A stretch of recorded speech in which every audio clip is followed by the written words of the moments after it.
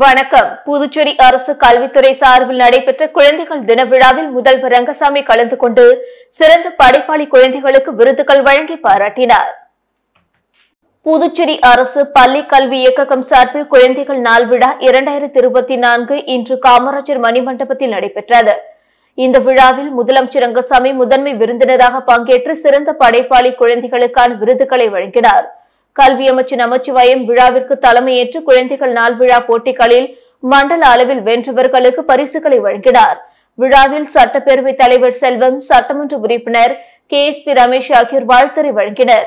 நிகழ்ச்சியில் பள்ளி கல்வித்துறை மூலம் பள்ளிகளுக்கு அங்கீகாரம் வழங்குதல், புதுப்பித்தல் மற்றும் பள்ளிகள் தொடங்கவும், CBSE மற்றும் ICSC அங்கீகாரம் பெறவும் தேசிய தகவலியல் மையம் மூலம் தொடங்கப்பட்ட இணையதளத்தை முதலமைச்சர் ரங்கசாமி துவக்கி வைத்தார்.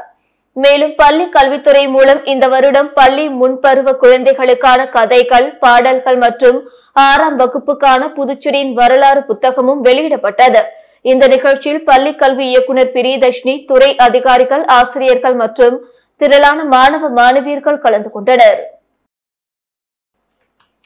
புதுச்சேரியில் தனியார் நிறுவனம் மூலம் பல்வேறு இடங்களில் 15 ஸ்மார்ட் பேருந்து நிழற்குடைகள் அமைக்கும் பணியினை முதலமைச்சர் ரங்கசாமி பூஜை செய்து தொடங்கி வைத்தார். புதுச்சேரியில் பல்வேறு இடங்களில் 15 ஸ்மார்ட் பேருந்து நிழற்குடைகள் அமைக்க Chennai Skyrams outdoor advertisings India private limited என்கிற நிறுவனத்திடம் ஒப்புதல் வழங்கப்பட்டுள்ளது. இதையொட்டி ஸ்மார்ட் பேருந்து நிழற்குடைகள் அமைக்கும் பணியின் துவக்க விழா தட்டாஞ்சாவடி தொழிற்பேட்டையில் இன்று நடைபெற்றது. விழாவில் சிறப்பு விருந்தினராக முதல்வர் ரங்கசாமி கலந்து கொண்டு பூமி பூஜை செய்து பணியினை தொடங்கி வைத்தார். இவ்விழாவில் போக்குவரத்து துறை செயலர் முத்தம்மா, போக்குவரத்து ஆணையர் சிவகுமார், துணை போக்குவரத்து ஆணையர் குமரன், வட்டார போக்குவரத்து அதிகாரி சீதாராம ராஜ் மற்றும் போக்குவரத்து துறை ஊழியர்கள் கலந்து கொண்டனர். ஜவஹர்லால் நேருவின் பிறந்த நாளையொட்டி அவரது சிலைக்கு அமைச்சர்கள், சட்டமன்ற உறுப்பினர்கள் மற்றும் காங்கிரஸ் கட்சியினர் மாலை அணிவித்து மரியாதை செலுத்தினார்கள்.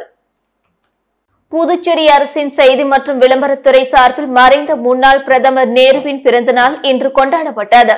இதனையொட்டி கடற்கரை சாலையில் உள்ள அவரது சிலைக்கு அரசு சார்பில் அமைச்சர்கள் லட்சுமி நாராயணன், சாய் சரவணன் குமார், துணை சபாநாயகர் ராஜவேலு, சட்டமன்ற உறுப்பினர்கள் ரமேஷ், பாஸ்கர் ஆகியோர் மாலை அணிவித்து மலர் தூவி மரியாதை செலுத்தினர். புதுச்சேரியில் 1.5 ஆண்டுகளில் அனைத்து அரசு பள்ளிகளிலும் சமையலறை தோட்டம் வந்துவிடும் என்று கல்வித்துறை செயலர் ஜவஹர் தெரிவித்துள்ளார். புதுச்சேரியில் அரசு உதவி பெறும் பள்ளிகளில் படிக்கும் மாணவ மாணவிகளுக்கு ஊட்டச்சத்து மிக்க உள்ளூர் காய்கறி, கீரைகள் முக்கியத்துவத்தை உணர்த்தும் வகையில் புதுச்சேரியில் உள்ள அரசு பள்ளிகளில் சமையலறை தோட்டங்கள் விழிப்புணர்வுக்காக ஏற்படுத்தப்படுகிறது. புதுச்சேரி லாஸ்பேட்டை நாவலர் நெடுஞ்செழியன் அரசு மேல்நிலைப் பள்ளியில் சமையலறை தோட்டம் இன்று தொடங்கப்பட்டது. கல்வித்துறை செயலர் ஜவஹர் இத்திட்டத்தை துவக்கி வைத்தார். கல்வித்துறை இயக்குநர் பிரியதர்ஷினி உள்ளிட்டோர் பங்கேற்றனர். இத்திட்டம் தொடர்பாக கல்வித்துறை செயலர் ஜவஹர் கூறுகையில், புதுச்சேரியில் தற்பொழுது 65 பள்ளிகளில் சமையலறை தோட்டம் உள்ளது. மாணவர்கள் படிப்பதுடன் காய்கறி, கீரை விளைவிக்கின்றனர். இதன் மூலம் அவர்கள் விவசாயத்தையும் அறிவார்கள், வாழ்க்கைக்கு தேவையான விஷயத்தை கற்பார்கள்.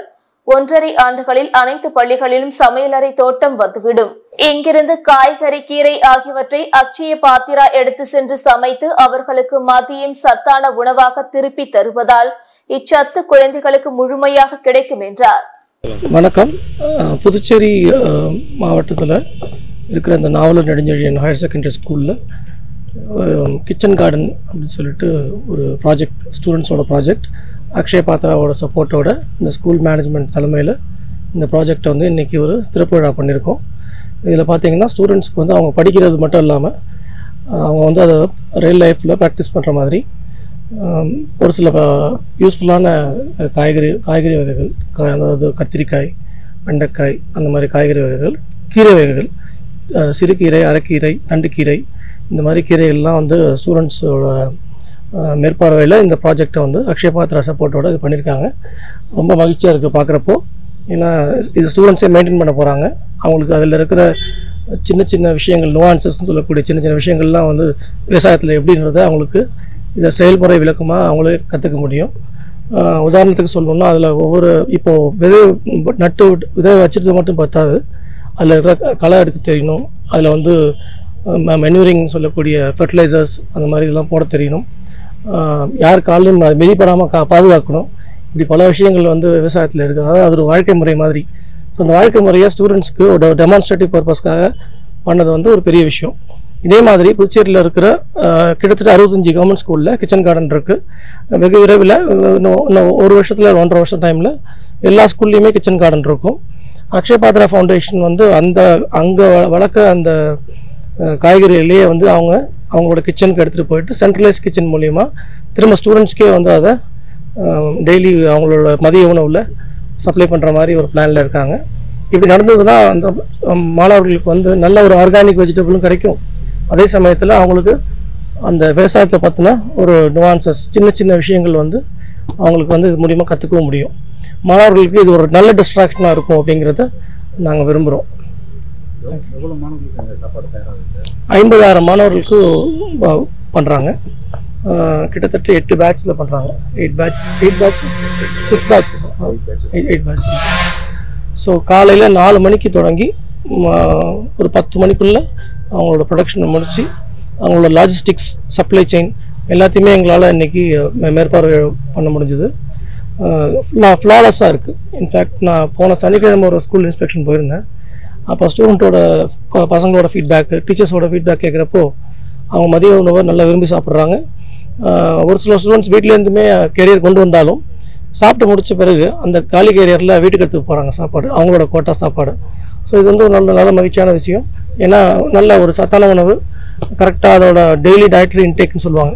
அந்த டயட்ரி இன்டேக் வந்து கரெக்டாக அவங்களுக்கு ப்ரோட்டீன், கார்போஹைட்ரேட், வைட்டமின்ஸ், மினரல்ஸ் இந்த மாதிரி விஷயங்கள்லாம் வந்து கலந்த சத்தான உணவை நம்ம கல்வித்துறை அக்ஷய பாத்ரா ஃபவுண்டேஷனோட ஒரு கொலாபரேஷனில் பண்ணுறது வந்து ரொம்ப மகிழ்ச்சியான விஷயமா நாங்கள் நினைக்கிறோம். புதுச்சேரியில் நாளை மக்கள் குறைதீர் கூட்டம் நடைபெறும் என மாவட்ட ஆட்சியர் குலந்துங்கன் தெரிவித்துள்ளார். இது தொடர்பாக அவர் வெளியிட்டுள்ள அறிக்கையில் புதுச்சேரியில் துணைநிலை ஆளுநர் உத்தரவின்படி ஒவ்வொரு மாதமும் 15ஆம் தேதி மக்கள் குறைதீர் கூட்டம் நடத்தப்படுகிறது. அதன்படி புதுச்சேரி மாவட்டத்துக்குட்பட்ட பகுதிகளில் வசிக்கும் மக்களின் குறைகளை தீர்ப்பதற்கு அனைத்து துறை அதிகாரிகள் முன்னிலையில் மாவட்ட ஆட்சியர் தலைமையில் நவம்பர் மாதத்துக்கான குறைதீர் கூட்டம் நாளைய தேதியில் நடைபெறுகிறது. காலை 10 மணி முதல் பிற்பகல் 1 மணி வரை புதுச்சேரி பேட்டையின் சத்திரம் வழுதாபூர் சாலையில் உள்ள மாவட்ட ஆட்சியர் அலுவலகத்தில் குறைதீர் கூட்டம் நடைபெறும் என குறிப்பிடப்பட்டுள்ளது. சோலை நகர் அரசு ஆரம்ப பள்ளியில் மழைநீர் புகுந்ததாக வந்த புகாரை தொடர்ந்து நேரில் சென்று ஆய்வு செய்த தொகுதி எம்எல்ஏ பிரகாஷ்குமார் உடனடியாக நடவடிக்கை எடுக்காவிட்டால் மக்களை திரட்டி போராட்டத்தில் ஈடுபடுவேன் என அதிகாரிகளுக்கு எச்சரிக்கை விடுத்துள்ளார். புதுச்சேரி முத்தியால்பேட்டை தொகுதிக்குட்பட்ட சோலை நகர் அரசு ஆரம்ப பள்ளி கட்டிடம் சிதிலமடைந்து உள்ளது. இதனை சீரமைக்க தொகுதி எம்எல்ஏ பிரகாஷ்குமார் கடந்த 2 ஆண்டுகளாக கல்வித்துறை அதிகாரிகளை சந்தித்து வலியுறுத்தி வருகிறார். ஆனால் இதுவரை எந்த நடவடிக்கையும் எடுக்கப்படவில்லை. இந்த நிலையில் கடந்த 2 நாட்கள் பெய்த மழை காரணமாக பள்ளியில் உள்ள அனைத்து வகுப்பறைகளிலும் மழைநீர் புகுந்தது. இதனால் ஆசிரியர்கள் மற்றும் மாணவர்கள் மிகவும் பாதிக்கப்பட்டனர். இதனை அறிந்த சட்டமன்ற உறுப்பினர் பிரகாஷ்குமார் உடனடியாக பள்ளிக்கு சென்று ஆய்வு செய்தார். அப்பொழுது அங்கிருந்த கட்டிடங்களில் குறைகளை சுட்டிக்காட்டிய அவர் பள்ளி கட்டிடத்தை புனரமைக்க கடந்த 2 வருடமாக கூறி வரும் நிலையில் கல்வித்துறை அதிகாரிகள் அலட்சியமாக இருப்பதாக குற்றம் சாட்டினார். மேலும் உடனடியாக நடவடிக்கை எடுக்காவிட்டால் மக்களை திரட்டி போராட்டத்தில் ஈடுபடுவேன் என அதிகாரிகளுக்கு எச்சரிக்கை விடுத்துள்ளார். உருளையன்பேட்டை தொகுதிக்குட்பட்ட கென்னடி நகரில் கான்கிரீட் வாய்க்கால் அமைக்கும் பணியினை ஆய்வு செய்த தொகுதி எம்எல்ஏ நேரு விரைந்து பணிகளை முடிக்குமாறு அதிகாரிகளை வலியுறுத்தினார். புதுச்சேரி அரசு பொதுப்பணித்துறை மூலம் உருளையன்பேட்டை தொகுதிக்குட்பட்ட கென்னடி நகர் பகுதியில் இருபுற கான்கிரீட் வாய்க்கால் அமைக்கும் பணிகள் நடைபெற்று வருகிறது. இப்பணிகளை ஆய்வு செய்த தொகுதி சட்டமன்ற உறுப்பினர் நேரு விரைந்து பணிகளை முடிக்குமாறு அதிகாரிகளிடம் அறிவுறுத்தினார். இந்த ஆய்வின் போது புதுச்சேரி நகராட்சி ஆணையர் கந்தசாமி, பொதுப்பணித்துறை அதிகாரிகள் மற்றும் மனிதநேய மக்கள் சேவை மைய நிர்வாகிகள் உடனிருந்தனர். புதுச்சேரி வில்லியனூர் அருகே இயங்கி வரும் தனியார் பள்ளி நுழைவாயிலில் சேரும் சகதியமாக உள்ள நிலையில் மாணவர்கள் சேற்றில் நடந்து செல்லும் அவல நிலை ஏற்பட்டுள்ளது.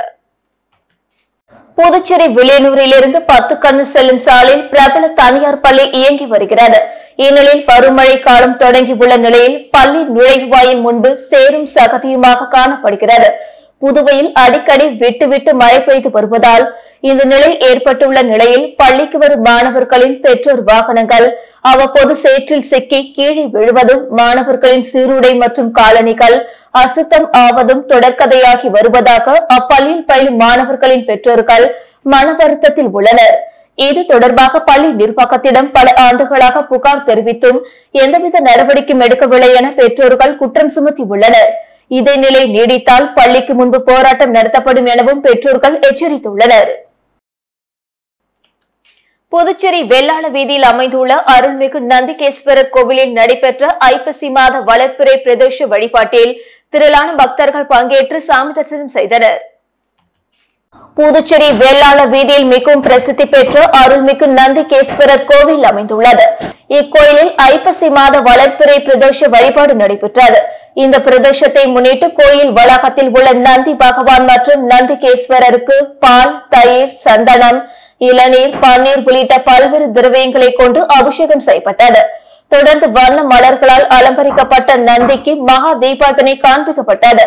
இதில் திரளான பக்தர்கள் பங்கேற்று நந்திகேஸ்வரரை வழிபட்டு சென்றனர். அரியாங்குப்பம் கொம்யூன் பஞ்சாயத்து அலுவலக பொருட்கள் ஜப்தி செய்யப்பட்டது குறித்து ஆணையர் ரமேஷ் விளக்கமளித்துள்ளார். அரியாங்குப்பம் கொம்யூன் பஞ்சாயத்து அலுவலக பொருட்கள் ஜப்தி செய்யப்பட்டது குறித்து ஆணையர் ரமேஷ் விளக்கமளித்துள்ளார். இது தொடர்பாக அவர் கூறுகையில், அரியாங்குப்பம் கொம்யூன் பஞ்சாயத்தில் துப்புரவு பணியாளராக பணிபுரியும் ராஜேந்திரன் கடந்த 2015ஆம் ஆண்டு புதுச்சேரி தொழிலாளர் நீதிமன்றத்தில் தனக்கு பிளம்பர் பதவி வழங்க வேண்டும் என்று Ariyankuppam commune panchayat workers union சார்பில் மனு தாக்கல் செய்திருந்தார். அதனைத் தொடர்ந்து புதுச்சேரி தொழிலாளர் நீதிமன்றம் 2017ஆம் ஆண்டு ராஜேந்திரனுக்கு பிளம்பர் பதவி நியமன விதியை தளர்த்தி பணி உயர்வு வழங்க வேண்டும் என்று தீர்ப்பு வழங்கியது. நியமன விதியை தளர்த்தி எந்த ஒரு பதவி வழங்க வேண்டும் என்றால் அது புதுச்சேரி அரசின் கொள்கை முடிவை சார்ந்தது என்பதால் ராஜேந்திரனுக்கு பிளம்பர் பதவி வழங்குவது சம்பந்தமாக 2018ஆம் ஆண்டு புதுச்சேரி அரசுக்கு கொம்யூன் பஞ்சாயத்து சார்பில் கோப்பு சமர்ப்பிக்கப்பட்டு அரசியல் கவனத்திற்கு கொண்டு செல்லப்பட்ட நிலையில் 2022ஆம் ஆண்டு Ariyankuppam commune panchayat workers union சார்பில் புதுச்சேரி 2வது கூடுதல் மாவட்ட நீதிமன்றத்தில் 2017ஆம் ஆண்டு புதுச்சேரி தொழிலாளர் நீதிமன்றம் வழங்கிய ஆணையை அமல்படுத்துவதற்காக அரியாங்குப்பம் கொம்யூன் பஞ்சாயத்து அலுவலகத்தில் உள்ள jeep, car, lorry, tipper lorry, generator, மின் மோட்டார், கணினி, குளிர்சாதனம் போன்றவற்றை ஜப்தி செய்யுமாறு மனு தாக்கல் செய்த வழக்கு நிலுவையில் உள்ள நிலையில் புதுச்சேரி அரசு கடந்த 4/1/2023 அன்று ராஜேந்திரனுக்கு பிளம்பர் வேலை வழங்க இயலாது என்று ஆணை பிறப்பித்தது. இதனிடையே அரியாங்குப்பம் கொம்யூன் பஞ்சாயத்து சார்பில் சென்னை உயர்நீதிமன்றத்தில் புதுச்சேரி தொழிலாளர் நீதிமன்ற ஆணையை எதிர்த்து மனு தாக்கல் செய்யப்பட்டு அந்த மனு கடந்த 3/4/2003 அன்று சென்னை உயர்நீதிமன்றத்தால் நிராகரிக்கப்பட்டது. புதுச்சேரி 2வது கூடுதல் மாவட்ட நீதிமன்றம் கொம்யூன் பஞ்சாயத்து பொருட்களை ஜப்தி செய்ய வழங்கிய தீர்ப்பை எதிர்த்து சென்னை உயர்நீதிமன்றத்தில் நிராகரிக்கப்பட்ட மனு மீது ஜப்தி நடவடிக்கை தடை செய்வது சம்பந்தமாக அரியாங்குப்பம் கொம்யூன் பஞ்சாயத்து அலுவலகம் சார்பில் சென்னை உயர்நீதிமன்ற 2 நபர் நீதிபதி அமர்வு நீதிமன்றத்தில் 12/6/2003 அன்று புதுச்சேரி அரசு சென்னை உயர்நீதிமன்ற வழக்கறிஞர் மூலம் மேல்முறையீட்டு மனு தாக்கல் செய்யப்பட்டது. சென்னை உயர்நீதிமன்ற 2 நபர் நீதிபதி அமர்வு நீதிமன்ற நீதிபதிகள் புதுச்சேரி நீதிமன்ற ஜப்தி நடவடிக்கைக்கு மேல்முறையீட்டு வழக்கு முடியும் வரை தடை விதித்து ஆணை பிறப்பித்தது. 31/7/2024 தேதியில் வழங்கப்பட்ட தீர்ப்பில் ராஜேந்திரனின் 9 ஆண்டு கால பிளம்பர் பதவியை கருத்தில் கொண்டு நியமன விதிகளின் நேரடி நியமனம் மூலம் நிரப்பப்பட வேண்டிய பிளம்பர் பதவியை நியமன விதிகளை தளர்த்தி பதவி உயர்வு வழங்க ஆணை பிறப்பித்துள்ளதால் பதவி உயர்வு வழங்குவதற்கான கோப்புகள் துணைநிலை ஆளுநருக்கு உள்ளாட்சித்துறை மூலம் அனுப்பப்பட்டுள்ளதால் 11/11/2024 மேற்கொள்ளப்பட்ட ஜப்தி நடவடிக்கையின் போது கொம்யூன் பஞ்சாயத்து சார்பில் கொடுக்கப்பட்ட ஜாமீனை ஏற்று 7 நடவடிக்கை தற்காலிகமாக நிறுத்தி வைக்கப்படுவதாக அறிவித்துள்ளார். புதுச்சேரி சாரம் சுப்பிரமணியர் கோவிலில் நடைபெற்ற சிறப்பு பூஜையின் போது முருகர் சிலையின் முகத்திலிருந்து வியர்வை துளிகள் கொட்டியதால் பக்தர்கள் பரவசம் அடைந்தனர். புதுச்சேரி சாரம் பகுதியில் சுப்பிரமணியர் கோவில் உள்ளது. கந்தசஷ்டி சூரசம்ஹார விழா அங்கு விமர்சையாக கொண்டாடப்பட்டது. இவ்விழாவையொட்டி நேற்றிரவு முருகருக்கு சிறப்பு பூஜைகள் நடந்தது. தொடர்ந்து தீபார்த்தனை காண்பிக்கப்பட்டது. ஏராளமான பக்தர்கள் தரிசனம் செய்தனர். அப்பொழுது முருகர் சிலையின் முகத்தில் இருந்து திடீரென வியர்வை துளிகள் கொட்டியது. அதை பார்த்த பக்தர்கள் பரவசம் அடைந்து அரோகரா என முழங்கி வழிபட்டனர். இத்தகவல் அறிந்து அப்பகுதியில் பொதுமக்கள் திரண்டதால் பரபரப்பு நிலவியது.